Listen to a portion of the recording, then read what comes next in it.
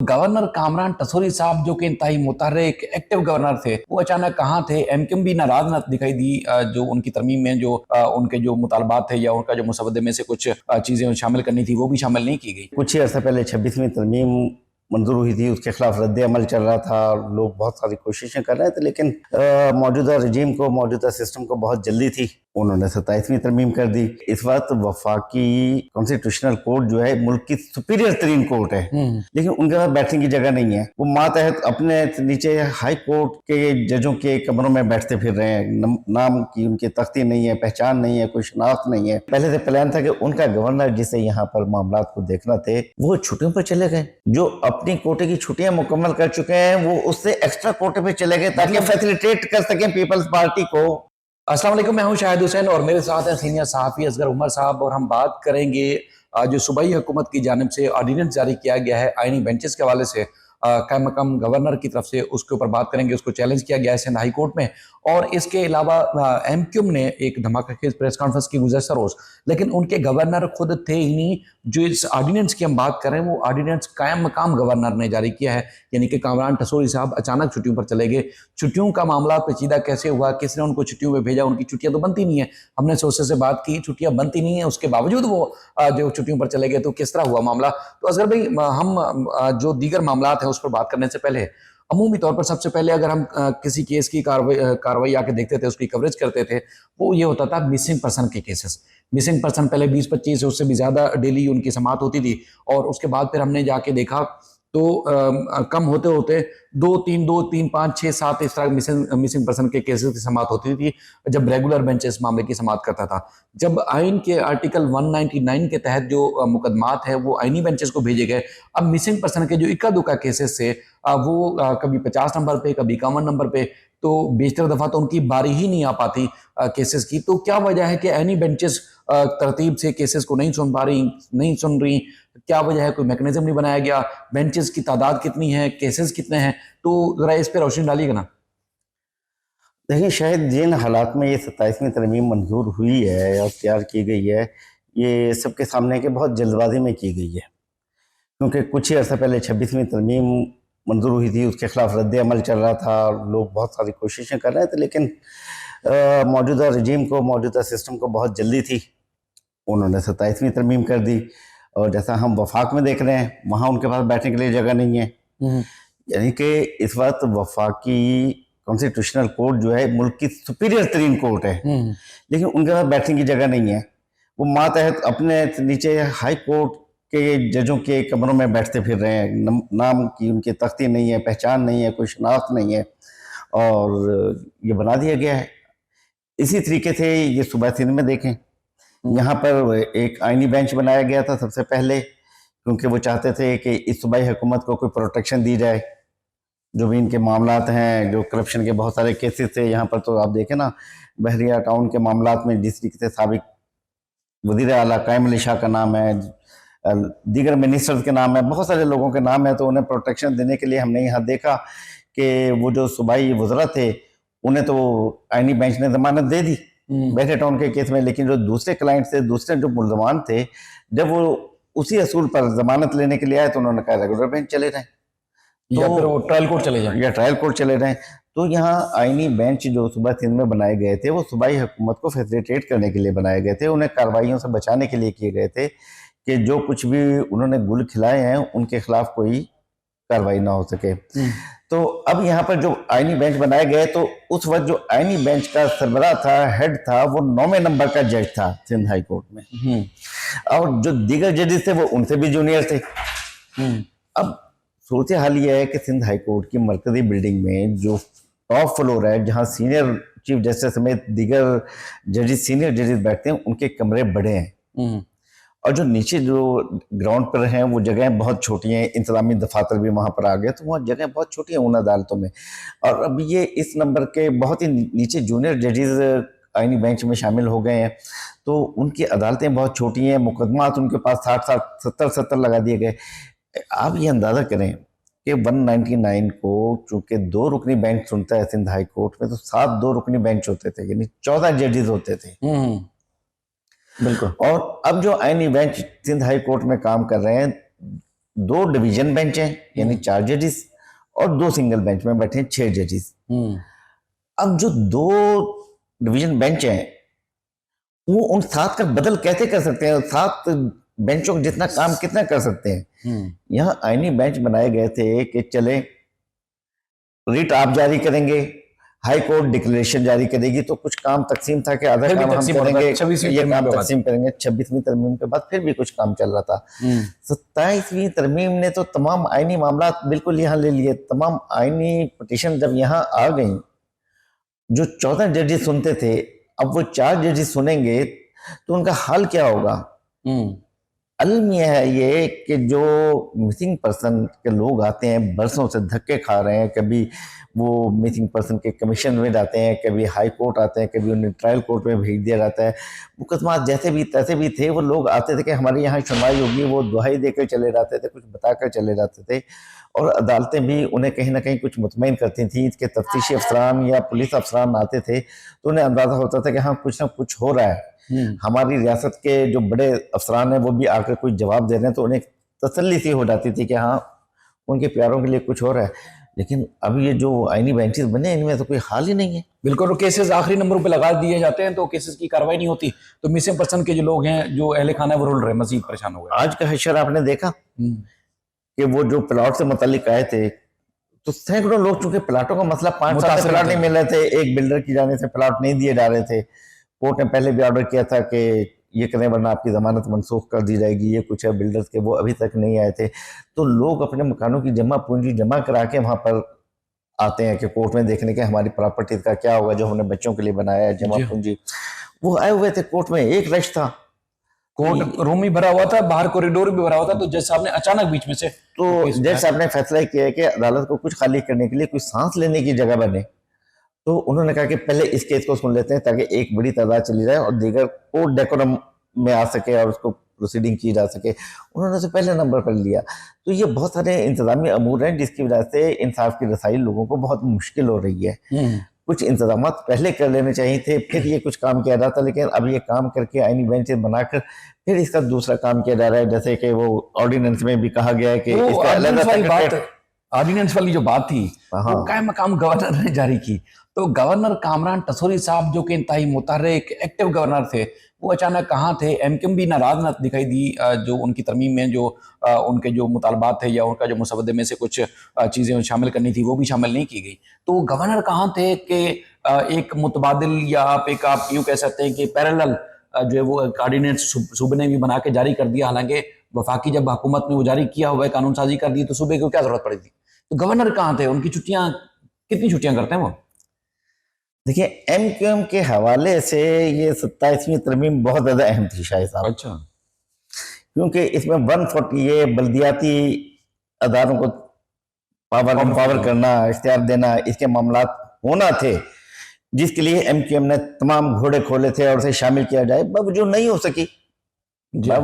सकी। कमेटी में डिस्कस भी हुआ, हाँ, लेकिन कैबिनेट में डिस्कस भी हुआ, लेकिन एमक्यूएम ने पूरा जोर लगाया था बकौल उनकी क़यादत के कि जितना कुछ वो कर सकते थे कराची के अवाम को, कराची के बल्दियाती अवाम में निचली सतह तक इख्तियारात लाने के लिए उन्होंने जो कुछ करना था वो यहाँ कर रहे थे।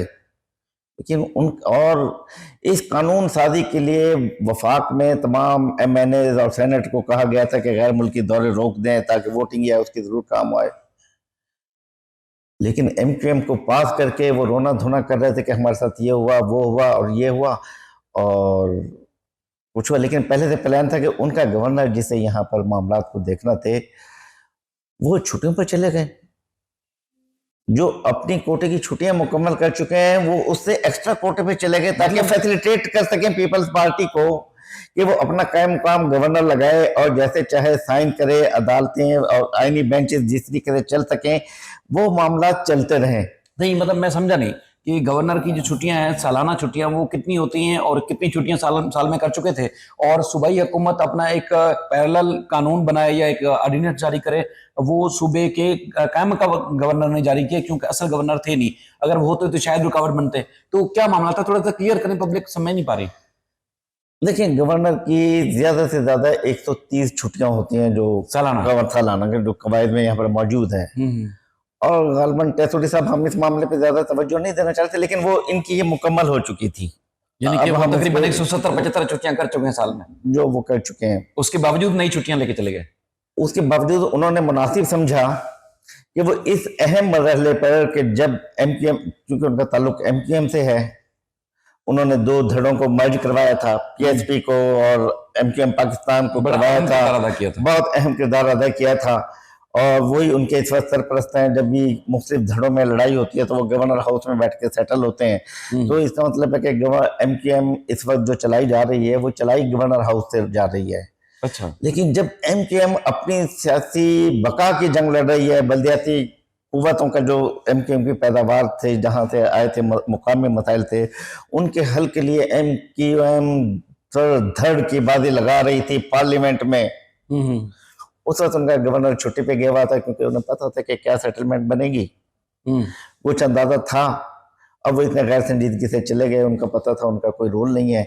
और वहां 27वीं तरमीम मंजूर हुई तो यहाँ पर जाहिर है कि आईनी बेंच, हाई कोर्ट के आईनी बेंच का क्या होगा, क्योंकि पूरे मुल्क में सिर्फ सिंध हाई कोर्ट में है ना ये आईनी बेंच, का क्या दीगर जगह नहीं है। तो यहाँ उसके मामूलात जो रेगुलेट करना थे, और एमक्यूएम के पास एक मरतबा फिर बार्गेनिंग पावर आ जाती, हाँ, रोक सकती थी, वो रोक सकती थी। ऑर्डिनेंस जो सूबाई हुकूमत जारी कर रही थी वो रोक सकती थी अपने गवर्नर के जरिए, लेकिन गवर्नर नहीं थे। मुस्तफा कमाल भाई को इतना रोना ना पड़ता, इतना प्रेस कॉन्फ्रेंस ना करना पड़ती, एक दो दिन और लेट हो जाते। अब वो नहीं, ये नहीं कहना पड़ता कि हमारे साथ हाथ हो गया, हमने तो इतनी कोशिश की थी, वो कोशिश की थी। लेकिन गवर्नर साहब शायद चूंकि एमक्यूएम के सरपरस्त हैं, उन्होंने ज्यादा बेहतर समझा कि ये पपेट या ये लोग बेचारे वज़रा है, अभी से क्या कहा जा सकता है, फर्जी से भी पोशीदा है शातिर के इरादे। यानी कि अगर पब्लिक समझना चाहे तो गवर्नर साहब को 130 छुट्टियों की इजाजत है साल में। गवर्नर साहब तकरीबन 175 छुट्टियां साल में कर चुके हैं, यानी कि 30-40 छुट्टियां इजाफी कर चुके हैं।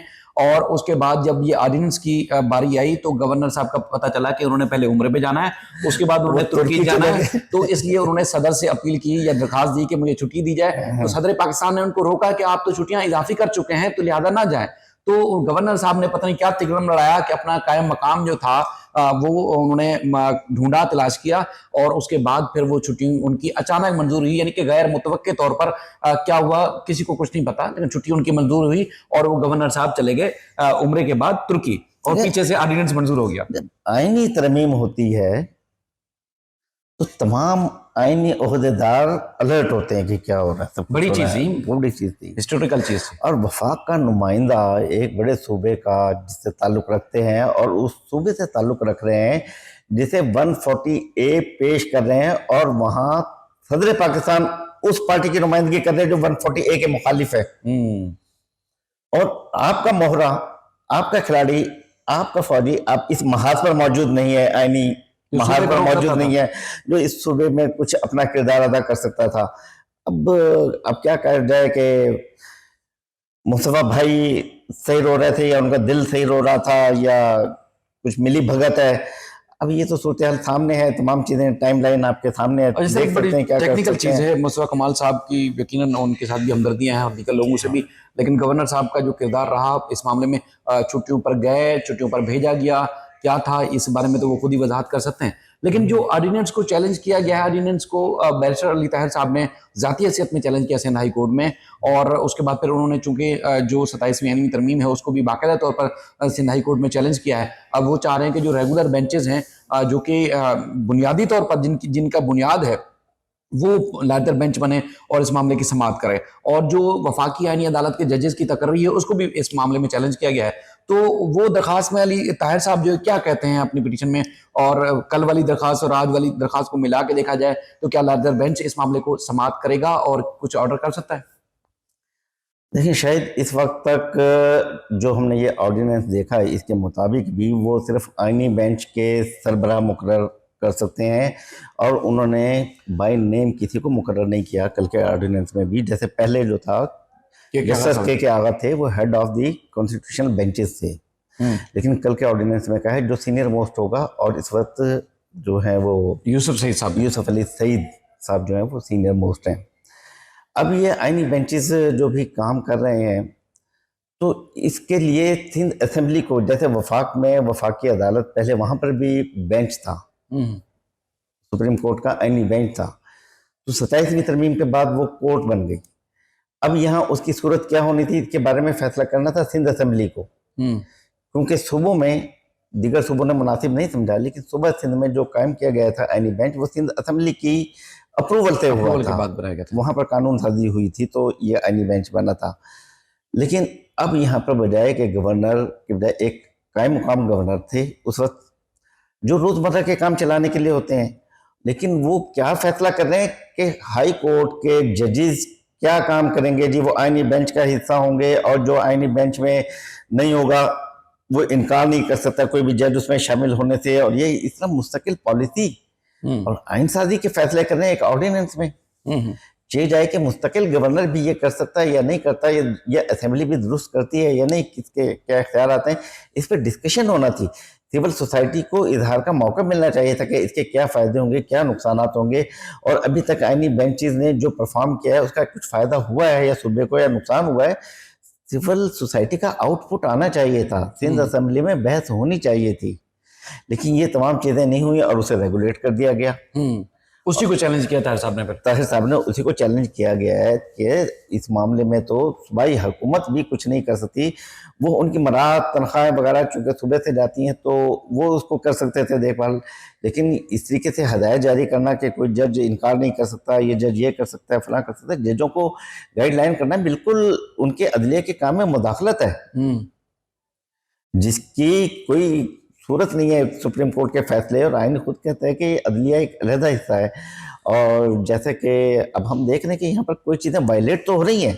बिल्कुल, जैसे हमने कहा कि इंतज़ामिया अपना कंट्रोल चाहती है, ये तमाम आइनी तरामीम इसलिए हो रही हैं कि इंतज़ामिया अपना कंट्रोल चाहती है, जो इससे पहले इफ्तिखार चौधरी साहब से अदालतों ने किया था कि किसी भी अफसर को बुला लिया जाता था, किसी भी सेक्रेटरी को बुला लिया जाता था, तो इससे हुकूमत परेशान थी, तो वो चाहते थे कि इसमें कोई तवाज़ुन पैदा हो। लेकिन इन तरामीम से तवाज़ुन पैदा होने की बजाय एक तरफा आइन झुक गया है, जिस पर डिस्कशन हो रही है, और जो भी काम डिस्कशन के बाद होगा वो ज़्यादा बेहतर होगा। लेकिन ये आइनी तरामीम हो गई। लेकिन सुबह सिंध में जो मामला चल रहे हैं हम इस पर फोकस कर रहे हैं, यहाँ तो कहीं संजीदगी देखने में नहीं आ रही, कुछ भी नहीं किया जा रहा। बिल्कुल, वहाँ पर अगर वज़ीर आज़म ने चीफ जस्टिस को मुकर्रर किया है, सदर पाकिस्तान ने वज़ीर आज़म के एडवाइस पर, और ये कुछ किया है, तो इस पर अभी डिस्कशन हो रही है, लोग इसे पसंद नहीं कर रहे हैं। बिल्कुल, फिर वही काम यहाँ पर सूबे में भी रिपीट कर दिया गया और उससे ज़्यादा बदतर तरीके से किया गया। बहुत अफसोसनाक सूरत हाल है। बैरिस्टर अली ताहिर साहब ने जो है पिटीशन फाइल की है, 2 अलग-अलग पिटीशन फाइल की हैं, और उसके बाद अब देखते हैं कि उनका ये मुतालबा है, ये सदा है कि जो सिंध हाई कोर्ट का रेगुलर बेंच है वो 5 रुकनी बनाया जाए, और मेरी दोनों दरखास्तों पर वही फैसला करे। इसमें दरखास्त में आइनी बेंचेस के जो जस्टिस अमीनुद्दीन साहब हैं चीफ जस्टिस, और इसके अलावा दीगर जो जजेस हैं उनको भी फरीक बनाया गया है, और इसके अलावा सूबाई हुकूमत का जो ऑर्डिनेंस है उसको भी बाकायदा तौर पर चैलेंज किया गया है। अब गवर्नर साहब क्यों नहीं थे, उस हवाले से आप भी राय दे सकते हैं, और गवर्नर साहब भी खुद वजाहत दे सकते हैं, जो भी सियासी दें या फिर अखलाकी तौर पर दें। बाकी सूरत हाल बड़ी गंभीर है जो कि आपके सामने रखी। अपना बेहद ख्याल रखिएगा। अल्लाह हाफ़िज़।